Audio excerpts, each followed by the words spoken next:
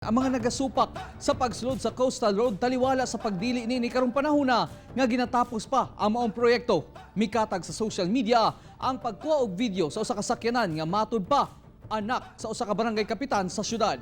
Ano ang report ni Sheila Vergara Rubio?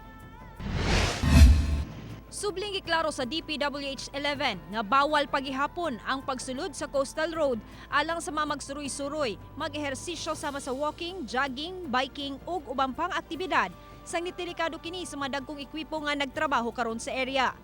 Nakaabot sa DPWH ang impormasyon kalabot sa mikatag nga video sa social media sa pipila ka tawo nga nag-video shoot sa ilang sakyanan sa Coastal Road bago aplaya.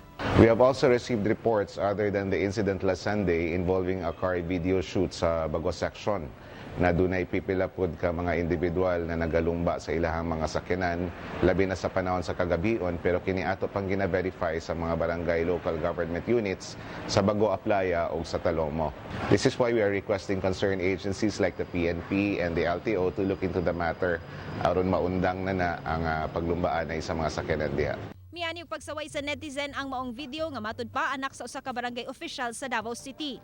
Sigon sa usa sa mga nagwardya sa Coastal Road nga wala miagi sa iyang pwesto sa Talomo ang maong sakyanan ug sa iyang kasayuran gitawag ang atensyon sa nagbantay sa Bago Aplaya aron badlungon ang maong sakyanan.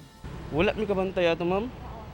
Kay wala man po niagi sa mga, wala po niagi sa pikas. Ang ginaingon nila sa ano daw. Sa tunga daw unsa ka sure kung dito ba niagi kay wala po niagi sa mga. Aduna gihapoy pipila nga mga biker nga moagi sa mga hilit nga area aron lamang makasulod sa Coastal Road, ilabi na kung wala nay nagbantay sa entrada. Sumala sa nagbantay, bisan ang apo ni Presidente Rodrigo Duterte nga nananghid mosulod, iyang gibalibaran. Bisag pamilya gani sa mga ano ma'am, pamilya sa Duterte, nisabot gani nga as karon na ano kay under construction pa man ginabawalan pa na pasulod. Gikoordina pag-usab sa DPWH ang barangay officials ug kapulisan aron matabangan sa pagbantay sa area. Kauban si Bebot Kahes sa kamera. Ako si Sheila Vergara Rubio para sa One Mindanao.